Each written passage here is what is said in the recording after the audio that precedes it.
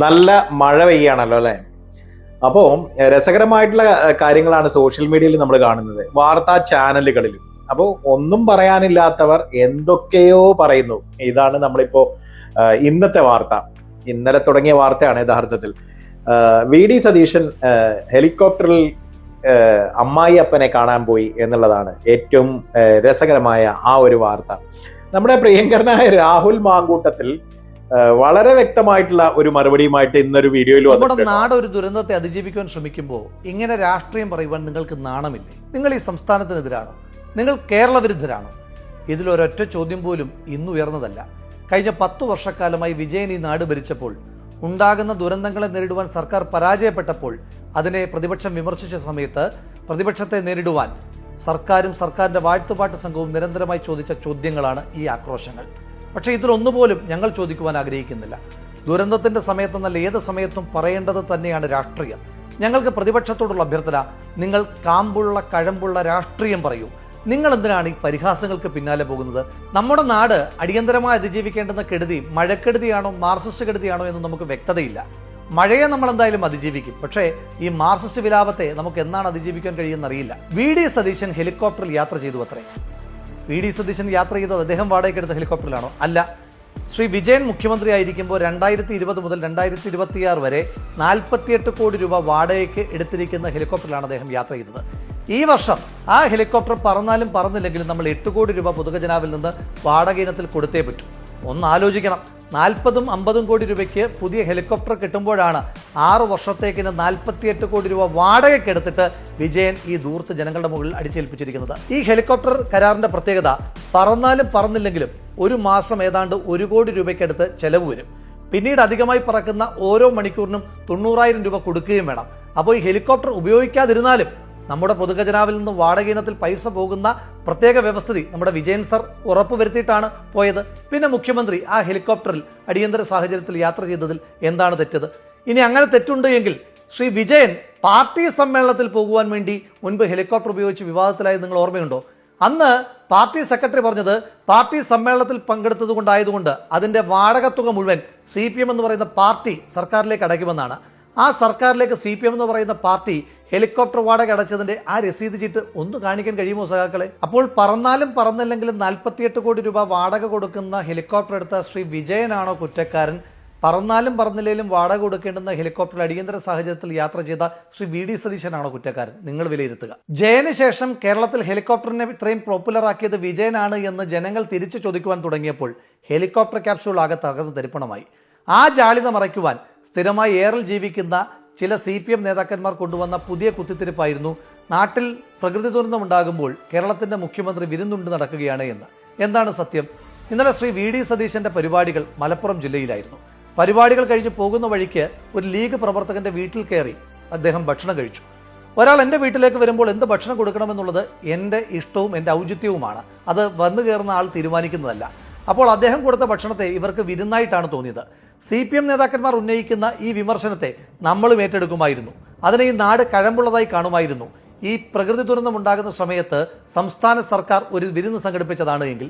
എന്നാൽ ഇതല്ല. പറച്ചിൽ കേട്ടാൽ തോന്നും നിപ്പയുണ്ടായ സമയം, കോവിഡ് ഉണ്ടായ ഏതാണ്ട് 2-3 വർഷക്കാലമൊക്കെ ശ്രീ വിജയൻ കേരളത്തിൽ ഉണ്ണാവൃതം ഇരുന്നിട്ടാണ് നമ്മുടെ നാടിനെ ഈ വലിയ ദുരന്തത്തിലേക്ക് തള്ളിവിട്ടത് എന്ന് ഓർത്തുപോകും. അതുകൊണ്ട് പ്രതിപക്ഷത്തിന്റെ നേതാക്കന്മാരോടുള്ള വിനീതമായ അഭ്യർത്ഥന, നിങ്ങൾ ഈ ദുരന്ത കാലഘട്ടത്തിൽ മുഖ്യമന്ത്രിയുടെ കഴിക്കുന്ന ബിരിയാണിക്കകത്ത് ചിക്കൻ പീസ് ഉണ്ടോ എന്ന് ചെയ്യുന്ന വലിയ ദുരന്തങ്ങളായി മാറാതെ ദുരിതാശ്വാസ പ്രവർത്തനങ്ങളുമായി ബന്ധപ്പെട്ട് ഏതെങ്കിലും തരത്തിലുള്ള വീഴ്ചകളോ കുറവുകളോ ഉണ്ട് എങ്കിൽ ജനങ്ങൾക്ക് വേണ്ടി അത് ചൂണ്ടിക്കാണിക്കുക.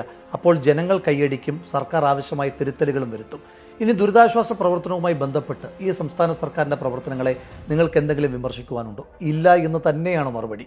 മഴ പെയ്ത് ദുരന്തമുണ്ടായാൽ മാത്രം ദുരിതാശ്വാസത്തെപ്പറ്റി ചിന്തിച്ചിരുന്ന വിജയന്റെ ദുരന്ത സർക്കാരിൽ നിന്ന് മാനത്ത് മഴക്കാറ് കാണുന്നതിന് മുൻപ് തന്നെ ദുരിതാശ്വാസ പ്രവർത്തനങ്ങളെ ഏകോപിപ്പിക്കുന്ന UDF സർക്കാരിലേക്കുള്ള ദൂരം വളരെ വലുതാണ്.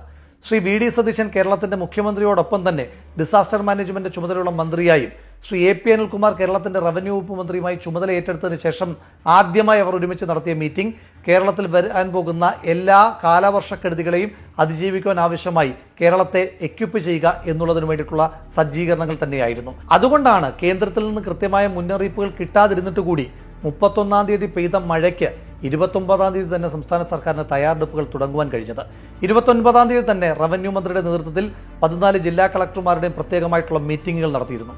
അതോടൊപ്പം തന്നെ ജില്ലകളുടെ ചുമതലയുള്ള മന്ത്രിമാരോട് അടിയന്തരമായ സാഹചര്യങ്ങളിൽ അവിടെ ക്യാമ്പ് ചെയ്ത് പ്രവർത്തിക്കുവാൻ ആവശ്യമായിട്ടുള്ള നിർദ്ദേശങ്ങളും റവന്യൂ വകുപ്പ് മന്ത്രി ശ്രീ എ പി അനിൽകുമാറും മുഖ്യമന്ത്രി ശ്രീ വി ഡി സതീശൻ കൊടുത്തു കഴിഞ്ഞിരുന്നു. ജൂലൈ 20-ന് മുൻപ് തന്നെ ഓറഞ്ച് ബുക്കിൽ പറഞ്ഞിരിക്കുന്ന മുഴുവൻ പ്രോട്ടോക്കോളുകളും കൃത്യമായി പാലിക്കപ്പെട്ടു എന്ന് കേരളത്തിന്റെ മുഖ്യമന്ത്രി ശ്രീ വി ഡി സതീശൻ, റവന്യൂ വകുപ്പ് മന്ത്രി ശ്രീ എ പി അനിൽകുമാറും മുഴുവൻ ഉദ്യോഗസ്ഥന്മാരുമായി നടത്തിയ മീറ്റിംഗിന്റെ ഭാഗമായി ഉറപ്പുവരുത്തിയിരുന്നു. 31-ാം തീയതി മഴ ശക്തമാകുന്നതിന് മുൻപ് തന്നെ റവന്യൂ വകുപ്പ് മന്ത്രിയുടെ നേതൃത്വത്തിൽ 14 ജില്ലാ കളക്ടർമാരുമായി അടിയന്തര മീറ്റിംഗ് നടത്തി. ആ മീറ്റിംഗിന്റെ പ്രത്യേകത, മീറ്റിംഗ് 11 മണിക്ക് നടക്കുന്ന സമയത്ത് തന്നെ അതാത് ജില്ലകളുടെ ചുമതലയുള്ള മന്ത്രിമാർ, പത്തനംതിട്ടയിൽ ശ്രീ പി സി വിഷ്ണുനാഥും ഇടുക്കിയിൽ അനൂപ് ജേക്കബും അടക്കമുള്ള ആളുകൾ നേരിട്ടെത്തി ക്യാമ്പ് ചെയ്തിരുന്നു. അതോടൊപ്പം തന്നെ ജനപ്രതിനിധികൾ അവർ ഈ ദുരിതാശ്വാസ പ്രവർത്തനങ്ങളുടെ ഏകോപന ചുമതല ഏറ്റെടുത്തിരിക്കുന്നു. ഈ സംസ്ഥാന സർക്കാർ അടിയന്തരമായ സാഹചര്യങ്ങളെ നേരിടുവാൻ വേണ്ടി എല്ലാ ജില്ലാ കളക്ടർമാർക്കും മുൻ സർക്കാരുകളിൽ നിന്ന് വ്യത്യസ്തമായി 3 കോടി രൂപ അനുവദിച്ചു കഴിഞ്ഞിരിക്കുന്നു. അതോടൊപ്പം തന്നെ കേരളത്തിലെ എല്ലാ പഞ്ചായത്തുകളിലും അടിയന്തര ദുരിതാശ്വാസ പ്രവർത്തനങ്ങൾക്ക് ക്യാമ്പ് തുറക്കുവാൻ വേണ്ടിയിട്ട് 1 ലക്ഷം രൂപ അവരുടെ അക്കൗണ്ടിലേക്ക് മാറ്റി. അവിടെ എക്യുപ്മെന്റ്സ് വാങ്ങുവാൻ വേണ്ടിയിട്ടും പഞ്ചായത്തുകൾക്ക് 1 ലക്ഷം രൂപ വീതം അനുവദിച്ചിട്ടുണ്ട്. നമ്മുടെ ക്ലീനിങ് പ്രോസസ്സ് സംസ്ഥാന സർക്കാർ ആരംഭിച്ചിട്ടുണ്ട്. ഇതിനോടകം തന്നെ വാർഡ് 1-ന് 25,000 മുതൽ 50,000 രൂപ വരെ അനുവദിക്കപ്പെട്ടിട്ടുണ്ട്. അതിൽ കൂടുതൽ ക്ലീനിങ് പ്രോസസ്സിന് ആവശ്യമാണ് എങ്കിൽ 1 ലക്ഷം രൂപ വരെ കൊടുക്കുവാൻ ജില്ലാ കളക്ടർമാർക്ക് ഉത്തരവും സംസ്ഥാന സർക്കാർ കൊടുത്തിട്ടുണ്ട്. ഒന്ന് ആലോചിച്ച് നോക്കുക, ഒരു വെള്ളപ്പൊക്കമുണ്ടായി 2ാമത്തെ ദിവസം നമ്മൾ ചർച്ച ചെയ്തുകൊണ്ടിരിക്കുന്നത് ക്ലീനിങ് പ്രോസസ്സിലേക്കാണ്. അത്ര പ്രൊആക്റ്റീവായിട്ടാണ് ഈ സംസ്ഥാന സർക്കാർ പ്രവർത്തിച്ചിരിക്കുന്നത്.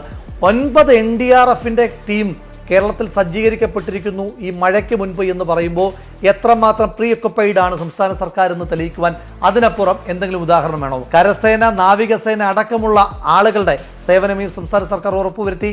മഴ പെയ്തുകൊണ്ട് ശക്തമായിരിക്കുന്ന പ്രദേശങ്ങളിലേക്ക് കേരളത്തിന്റെ സ്വന്തം സ്വകാര്യ നാവികസേനയായ മത്സ്യത്തൊഴിലാളികളെ വിന്യസിക്കുവാനും സംസ്ഥാന സർക്കാരിന് വളരെ വിജയകരമായി തന്നെ കഴിഞ്ഞതുകൊണ്ടാണ് ഈ വലിയ മഴക്കെടുതി ഉണ്ടായിട്ടും അതിന് ആനുപാതികമായിട്ടുള്ള ദുരന്തമുണ്ടാകാതെ നമുക്ക് ഈ നാടിനെ ചേർത്ത് നിർത്തുവാൻ കഴിഞ്ഞത്. ഈ മനുഷ്യരുടെ എല്ലാം അധ്വാനവും ആ അധ്വാനത്തെ എല്ലാം ഏകോപിപ്പിക്കുവാൻ ഇവിടെ കരുത്തുറ്റ ഒരു സർക്കാരുണ്ട് എന്നുള്ള ജനങ്ങളുടെ ആത്മവിശ്വാസവുമാണ്. കഴിഞ്ഞ സർക്കാരിൽ നിന്ന് ഈ സർക്കാരിലേക്ക് എത്തുമ്പോൾ എൻ്റെ നോട്ടത്തിൽ ഏറ്റവും പ്രധാനപ്പെട്ട പോരായ്മ കഴിഞ്ഞ സർക്കാരിൻ്റെ കാലത്തുണ്ടായിരുന്ന PR തള്ള് ഈ സർക്കാരിൻ്റെ കാലത്തിൽ. അതുകൊണ്ട് ജോലി കൃത്യമായി നടക്കുന്നുണ്ട്, ദുരിതാശ്വാസ പ്രവർത്തനങ്ങൾ കൃത്യമായി ഏകോപിപ്പിക്കപ്പെട്ടു പോകുന്നുണ്ട്. ഒരു നാടൊന്നിച്ച് ഒരു ദുരന്തത്തെ അതിജീവിക്കുവാൻ വേണ്ടി ശ്രമിക്കുമ്പോൾ വില കുറഞ്ഞ പരിഹാസങ്ങളും ട്രോളുകളുമായി സോഷ്യൽ മീഡിയയിൽ 10 ലൈക്ക് നേടാം, ഞങ്ങളുടെ തെരഞ്ഞെടുപ്പിൽ തോറ്റതിന് ജാള്യത ഒന്ന് മറയ്ക്കാമെന്ന് കരുതുന്ന പ്രതിപക്ഷം മഴക്കെടുതിയേക്കാൾ ഈ നാട് നേരിടുന്ന ഏറ്റവും വലിയ ദുരന്തമാണ്. അതുകൊണ്ട് മറ്റു ദുരന്തങ്ങളെ, നിപ്പയും പ്രളയവുമൊക്കെ ശീലിച്ച മലയാളിക്ക് ഈ കമ്മ്യൂണിസ്റ്റുകാരുടെ ദുരന്തത്തെയും നേരിടുവാൻ നമുക്ക് കരുത്തുണ്ട് എന്നുള്ള കാര്യത്തിൽ തർക്കമൊന്നുമില്ല. നമ്മുടെ വീട്ടിലേക്ക് വെള്ളം കയറി തുടങ്ങിയാൽ 1 സെക്കൻഡ് പോലും പാഴാക്കാതെ സംസ്ഥാന സർക്കാർ ക്രമീകരിച്ചിരിക്കുന്ന ദുരിതാശ്വാസ ക്യാമ്പുകളിലേക്ക് നമ്മൾ അടിയന്തരമായി മാറേണ്ടതായിട്ടുണ്ട്. 100ഓളം ക്യാമ്പുകളാണ് ഇതിനോടകം സംസ്ഥാന സർക്കാർ ഒരുക്കിയിട്ടുള്ളത്. കൂടുതൽ ക്യാമ്പുകൾ ഓപ്പൺ ചെയ്യുവാൻ പഞ്ചായത്തുകൾക്ക് പണം വകയിരുത്തിയിട്ടുണ്ട്.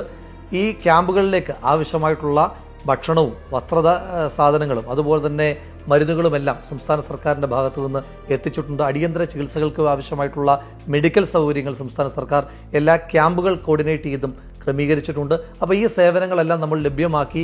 ആവശ്യത്തിലധികം ഡിങ്കി ബോട്ടുകളും സംസ്ഥാന സർക്കാർ ക്രമീകരിച്ചിട്ടുണ്ട്. ജനപ്രതിനിധികളും ഉദ്യോഗസ്ഥരും നാട്ടുകാരും നമ്മളെല്ലാവരും കൂടെ കോർഡിനേറ്റിംഗ് ആയി ഒറ്റ ടീമായിട്ട് നിന്നിട്ട് വേണം നമുക്ക് ഈ ദുരന്തത്തെ നേരിടുവാനായിട്ട്. ഈ സർക്കാർ ദുരിതാശ്വാസ പ്രവർത്തനങ്ങളുടെ കൃത്യമായ നിർദ്ദേശങ്ങൾ മുഴുവൻ മനുഷ്യന്മാരും ചെവിക്കൊള്ളണം. നമുക്ക് അമിതാത്മവിശ്വാസം വേണ്ടുന്ന സമയമല്ല. സർക്കാർ പറയുന്ന എല്ലാ നിർദ്ദേശങ്ങളും വെള്ളം മുട്ടോളമല്ലേ എത്തിയുള്ളൂ, ഞാനിതൊക്കെ എത്ര കണ്ടതാണ് എന്ന അമിതാത്മവിശ്വാസമില്ലാതെ സംസ്ഥാന സർക്കാർ ക്യാമ്പുകളിലേക്ക് മാറുവാൻ പറയുമ്പോൾ മാറുവാനുള്ള ഒരു വിവേകമാണ് ഈ സമയത്ത് നമ്മൾ കാണിക്കേണ്ടത്. നമ്മൾ ഒന്നിച്ച് ഒറ്റക്കെട്ടായി ഇറങ്ങി ഈ ദുരന്തത്തെ അതിജീവിക്കുക തന്നെ ചെയ്യും.